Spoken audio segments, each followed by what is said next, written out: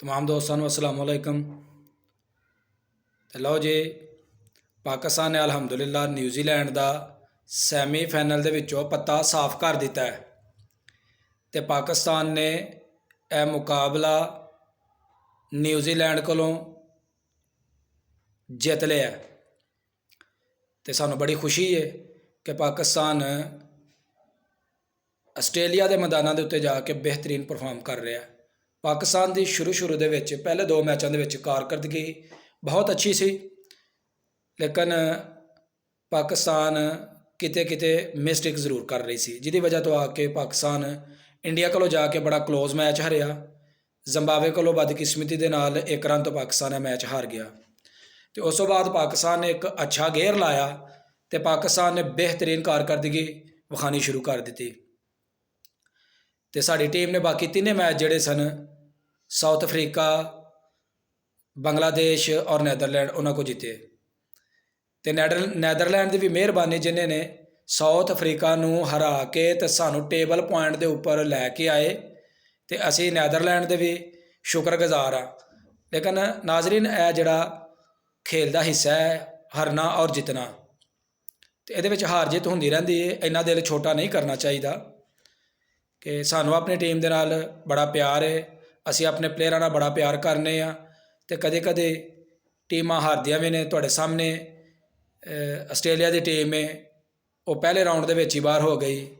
ਸ੍ਰੀਲੰਕਾ ਸੀ ਤੇ ਹੋਰ ਵੀ ਅੱਛੀਆਂ ਟੀਮਾਂ ਜਿਹੜੀਆਂ ਕਿ ਉਹ 12 ਦੇ ਮਰਹਲੇ ਦੇ ਵਿੱਚੋਂ ਵੀ ਬਾਹਰ ਹੋ ਗਈਆਂ ਤੇ 4 ਖੁਸ਼ਕਿਸਮਤ ਟੀਮਾਂ ਜਿਹੜੀਆਂ ਸਨ ਪਾਕਿਸਤਾਨ, ਇੰਗਲੈਂਡ, ਨਿਊਜ਼ੀਲੈਂਡ ਔਰ ਇੰਡੀਆ, ਇਹਨਾਂ ਨੂੰ ਸੈਮੀਫਾਈਨਲ ਖੇਡਣ ਦਾ ਸ਼ਰਫ ਹਾਸਲ ਹੋਇਆ ਤੇ ਪਾਕਿਸਤਾਨ ਦਾ ਮੁਕਾਬਲਾ ਨਿਊਜ਼ੀਲੈਂਡ ਦੇ ਨਾਲ ਆਇਆ ਤੇ ਅੱਜ ਪਾਕਿਸਤਾਨ ਨੇ ਨਿਊਜ਼ੀਲੈਂਡ ਨੂੰ ਇੱਕ ਬਦਤਰੀਨ ਸ਼ਿਕਸਤ ਦਿੱਤੀ। ਨਿਊਜ਼ੀਲੈਂਡ ਨੇ ਟਾਸ ਜਿੱਤ ਕੇ ਤੇ ਪਹਿਲਾਂ ਬੈਟਿੰਗ ਕੀਤੀ ਤੇ ਨਿਊਜ਼ੀਲੈਂਡ ਦੀ ਟੀਮ 152 ਸਕੋਰ ਬਣਾਏ 4 ਖਿਲਾੜੀਆਂ ਦੇ ਨੁਕਸਾਨ ਦੇ ਉੱਪਰ। ਨਿਊਜ਼ੀਲੈਂਡ ਦੀ ਤਰਫੋਂ ਡੈਰਲ ਮਿਚਲ ਨੇ 53 ਸਕੋਰ ਬਣਾਏ 35 ਗੇਂਦਾਂ ਦੇ ਉੱਪਰ। ਕੈਨ ਵਿਲੀਅਮਸਨ ਨੇ 46 ਸਕੋਰ ਬਣਾਏ 42 ਗੇਂਦਾਂ ਦੇ ਉੱਪਰ ਤੇ ਸ਼ਹਿਨਸ਼ਾਹ ਅਫਰੀਦੀ ਨੇ ਉਹਨਾਂ ਨੂੰ ਕਲੀਨ ਬੋਲਡ ਕੀਤਾ। ਡੇਵਨ ਕਾਨਵੇ 21 ਸਕੋਰ ਬਣਾਏ 20 ਗੇਂਦਾਂ ਦੇ ਉੱਪਰ। ਇਹ ਨਿਊਜ਼ੀਲੈਂਡ ਦੇ ਨਮਾਇਆ ਬੱਲੇਬਾਜ਼ ਸਨ ਜਿਨ੍ਹਾਂ ਨੇ ਇਹ ਸਕੋਰ ਕੀਤੇ ਤੇ ਪਾਕਿਸਤਾਨ ਦੀ ਤਰਫੋਂ ਸ਼ਹਿਨਸ਼ਾਹ ਅਫਰੀਦੀ ਨੇ ਬਿਹਤਰੀਨ 4 ਓਵਰ ਦਾ ਸਪੈਲ ਕੀਤਾ ਔਰ 24 ਸਕੋਰ ਦੇ ਕੇ ਤੇ 2 ਪਲੇਅਰ ਆਊਟ ਕੀਤੇ। ਮੁਹੰਮਦ ਨਵਾਜ਼ ਨੇ 12 ਰਨ ਦੇ ਕੇ 1 ਖਿਲਾੜੀ ਆਊਟ ਕੀਤਾ ਤੇ 2 ਓਵਰ ਕੀਤੇ ਮੁਹੰਮਦ ਨਵਾਜ਼ ਨੇ। ਮੁਹੰਮਦ ਵਸੀਮ ਜੂਨੀਅਰ ਨੇ 15 ਸਕੋਰ ਦਿੱਤੇ ਤੇ 2 ਓਵਰ ਕੀਤੇ ਔਰ ਵਿਕਟ ਕੋਈ ਨਹੀਂ ਲਈ ਤੇ ਪਾਕਿਸਤਾਨ ਦਾ ਆਗਾਜ਼ ਅਲਹਮਦੁਲਿਲਾ ਸ਼ਾਨਦਾਰ ਆਗਾਜ਼ ਸੀ।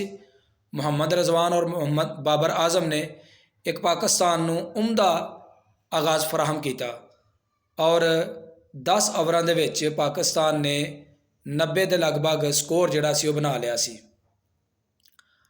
ਬਾਬਰ ਆਜ਼ਮ 53 ਸਕੋਰ ਬਣਾਏ 20 ਗੇਂਦਾਂ ਦਾ ਸਾਹਮਣਾ ਕਰਕੇ, ਜਿਹਦੇ ਵਿੱਚ ਸ਼ਾਨਦਾਰ 7 ਚੌਕੇ ਸਨ।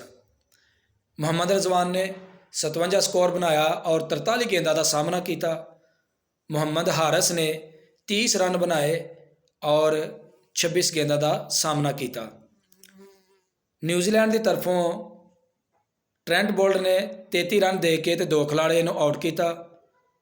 ਮਿਚਲ ਸਨੇਟਰ ਨੇ 26 ਰਨ ਦੇ ਕੇ ਤੇ 1 ਖਿਲਾੜੀ ਆਊਟ ਕੀਤਾ। ਟਿਮ ਸੌਥੀ ਨੇ 24 ਰਨ ਦਿੱਤੇ 3 ਓਵਰ ਕੀਤੇ 3.1 ਓਵਰ ਕੀਤਾ ਤੇ ਪਾਕਿਸਤਾਨ ਨੇ ਨਿਊਜ਼ੀਲੈਂਡ ਕੋਲੋਂ ਇਹ ਮੁਕਾਬਲਾ 7 ਵਿਕਟਾਂ ਤੋਂ ਜਿੱਤ ਲਿਆ ਤੇ ਇਨਸ਼ਾਅੱਲਾ ਸਾਡਾ ਜਿਹੜਾ ਅਗਲਾ ਫਾਈਨਲ ਦਾ ਮੁਕਾਬਲਾ ਵੇ ਉਹ 2 ਟੀਮਾਂ ਨੇ, ਇੰਗਲੈਂਡ ਮੁਕਾਬਲਾ ਇੰਡੀਆ।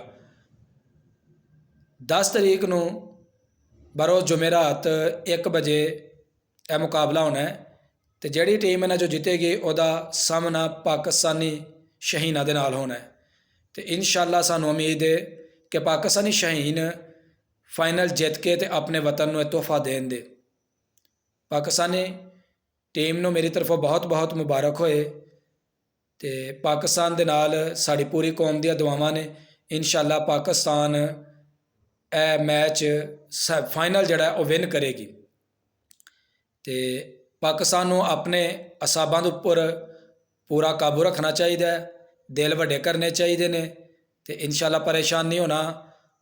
ਸ਼ਹੀਨੋ ਅਸੀਂ ਤੁਹਾਡੇ ਨਾਲ ਆ, ਪਾਕਿਸਤਾਨੀ ਕੌਮ ਤੁਹਾਡੇ ਨਾਲ ਹੈ, ਸਾਡੀਆਂ ਦੁਆਵਾਂ ਤੁਹਾਡੇ ਨਾਲ ਨੇ, ਨੇਕ ਤਮੰਨਾ ਤੁਹਾਡੇ ਨਾਲ ਨੇ ਤੇ ਇਨਸ਼ਾਅੱਲਾ ਪਾਕਿਸਤਾਨ ਇਹ ਮੁਕਾਬਲਾ ਜ਼ਰੂਰ ਜਿੱਤੇਗਾ। ਜਿਹੜੇ ਦੋਸਤ ਮੈਨੂੰ YouTube ਤੇ ਦੇਖ ਰਹੇ ਨੇ ਉਹ ਮੇਰੇ ਚੈਨਲ ਨੂੰ ਸਬਸਕ੍ਰਾਈਬ ਕਰ ਦੇਣ। ਸਬਸਕ੍ਰਾਈਬ ਕਰਨ ਦਾ ਕੋਈ ਖਰਚਾ ਨਹੀਂ। ਤੇ ਜਿਹੜੇ ਦੋਸਤ ਮੈਨੂੰ Facebook ਤੇ ਦੇਖ ਰਹੇ ਨੇ ਉਹ ਮੇਰੇ ਪੇਜ ਨੂੰ ਲਾਈਕ ਕਰਨ, ਮੇਰੇ ਪੇਜ ਨੂੰ ਫਾਲੋ ਕਰਨ ਤੇ ਇਨਸ਼ਾਅੱਲਾ ਤੁਹਾਨੂੰ ਪੰਜਾਬੀ ਦੇ ਵਿੱਚ ਇਹੋ ਜਿਹੀਆਂ ਮੈਚਾਂ ਦੇ ਉੱਪਰ ਵੀਡੀਓ ਬਣਾ ਕੇ ਤੇ ਇਨਸ਼ਾਅੱਲਾ ਦਿਖਾਉਂਦੇ ਰਵਾਂਗੇ, ਤੁਹਾਨੂੰ ਟੀਮਾਂ ਦੀ ਸੂਰਤ ਹਾਲ ਦੱਸਦੇ ਰਹਾਂਗੇ। ਤੇ ਤਬ ਤੱਕ ਵਾਸਤੇ ਇਨਸ਼ਾਅੱਲਾ ਕੱਲ ਇੰਡੀਆ ਔਰ ਇੰਗਲੈਂਡ ਦੇ ਮੁਕਾਬਲੇ ਤੋਂ ਬਾਅਦ ਤੁਹਾਡੀ ਖਿਦਮਤ ਦੇ ਵਿੱਚ ਫਿਰ ਹਾਜ਼ਰ ਹੋਵਾਂਗੇ। ਤਬ ਤੱਕ ਵਾਸਤੇ ਅੱਲਾ ਹਾਫਿਜ਼।